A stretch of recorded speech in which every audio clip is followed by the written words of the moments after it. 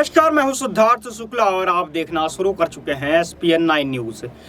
बात करते हैं आज उत्तर प्रदेश की राजनीति में उस दल के बारे में जिसने शुरुआत से ही अपनी भूमिका कुछ एक ऐसी पार्टी के रूप में बनाकर रखी है जो शुरुआत में विरोधी पार्टियों से मिला, यानी कि भाजपा की विरोधी पार्टियों के बारे में बात कर रहे हैं, और उसके बाद उसने सीधे तौर पर सत्ता में अपनी एक महत्वपूर्ण भूमिका अदा कर ली और अपनी एक खास जगह बना कर ली। जी, हम बात कर रहे हैं सुहेलदेव भारतीय समाजवादी पार्टी के बारे में और उसके संस्थापक ओम प्रकाश राजभर के बारे में।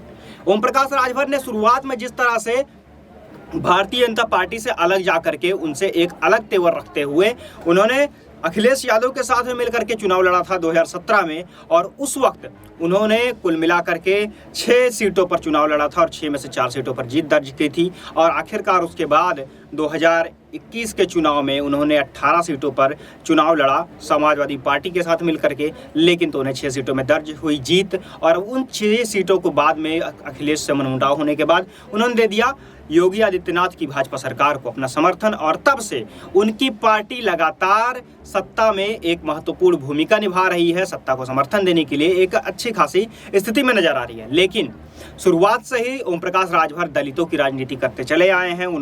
वे बार बार कहते रहते हैं कि वे दलितों का मुद्दा उठाते हैं, दलितों के लिए ही उन्होंने अपनी पार्टी बनाई हुई है। और अब एक बार फिर से ओम प्रकाश राजभर ने अखिलेश यादव के ऊपर एक करारा तंज कसा है। अखिलेश यादव के बारे में शुरुआत में उन्होंने पहले भी एक इंटरव्यू दिया था जिसमें उन्होंने बताया था कि दलितों की राजनीति करने में अखिलेश यादव हमेशा पीछे रह जाते हैं, उनके पास घमंड है, उनके पास अहंकार है, वे लगातार अपने साथी नेताओं के ऊपर तानाशाही करना चाहते हैं। ये सारे आरोप तो उन्होंने शुरुआत में अपने इंटरव्यू के दौरान लगाए ही थे, लेकिन इस बार उन्होंने फिर से एक बड़ा खुलासा किया है, और बड़ा खुलासा केवल अखिलेश पर ही नहीं, उनके पिता के ऊपर भी किया है। जी हाँ, अखिलेश यादव और मुलायम सिंह यादव के ऊपर उन्होंने कहा है कि ये दोनों ही अव्वल दर्जे के झूठे हैं, नंबर 1 के झूठे हैं। जी हाँ, आपको अगर इस सभी बातों के बारे में हकीकत जाननी हो तो आप खुद ही सुनिए कि आखिर क्या कुछ कहा ओम प्रकाश राजभर ने इस वीडियो में। ध्यान से सुनिए इस वीडियो। अखिलेश जी बहुत नाराज हैं आपसे। देखिए, या तो उनके पिताजी झूठ बोलते थे 1 नंबर के, उनके जाने के बाद अगर 1 नंबर का झूठा कोई है तो अखिलेश यादव जी। 80 से क्यों इतनी नाराजगी आती क्यों है? प्रमाण मैं दे रहा हूँ। नाराजगी की बात आप कर रहे हो भाई। विधानसभा के चुनाव में 400 जीतेंगे, क्या हाल हो गया? 400 जीते, आप कह रहे हैं 80 सीट जीतेंगे। कैसे जीतोगे भाई? अकेले दम है जीतने की? सरकार तो नहीं बना पाए। ये तो बीजेपी करती है। नहीं, आप भी बोल रहे हो। अरे मैं नहीं बोल रहा हूँ, समाजवादी पार्टी के मुखिया ने कहा 80 सीट जीतेंगे, ये मैं नहीं कह रहा हूँ। तो आप किस मुद्दे जीतेंगे? लेकिन आप मायावती के पास वोट है, उसके यहाँ नहीं जाओगे? ओम प्रकाश राजभर के पास वोट है, नहीं जाओगे?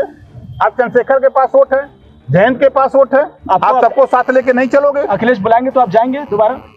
कौन डांड का झगड़ा का हमारा उनका विचारों का झगड़ा है। तो जैसा कि आपने देखा इस वीडियो में ओम प्रकाश राजभर ने एक के बाद एक अखिलेश सरकार के ऊपर, अखिलेश यादव के ऊपर ये आरोप लगाया कि वे झूठे हैं, वे दलितों के पास जाना नहीं चाहते, दलितों के नेताओं के पास नहीं जाना चाहते हैं।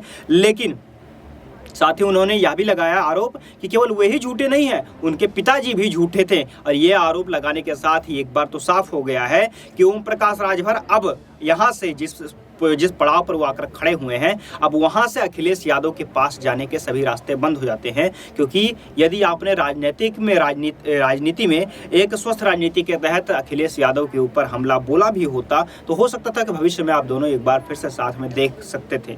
लेकिन मुझे नहीं लगता कि अब इस तरह से जो है बगावती तेवर दिखा करके और आप इस तरह से ताने मार करके कम से कम इस गठबंधन के आगामी लोकसभा चुनाव तक में आप दोबारा अखिलेश यादव की समाजवादी पार्टी के साथ नहीं जुड़ सकते। फिलहाल उत्तर प्रदेश की राजनीति में ये जो धड़ा है ओम प्रकाश राजभर का, वो सत्ता पक्ष की ओर यानी कि भाजपा की ओर लगातार अपना झुकाव बनाए हुए है। यही कारण है कि योगी आदित्यनाथ के लगातार अच्छे माने जाने वाले नेताओं में अब ओम प्रकाश राजभर का भी नाम शुमार होने लगा है। खैर, यह तो रही उत्तर प्रदेश की राजनीति की अब तक की बात, जो कि लोकसभा के चुनाव में भी अहम होने वाली है। देश और दुनिया की तमाम अन्य खबरों को भी जानने के लिए जुड़े रहिए हमारे चैनल के साथ और देखते रहिए SPN 9 न्यूज़। फिर मिलेंगे दूसरे किसी वीडियो में, तब तक के लिए धन्यवाद।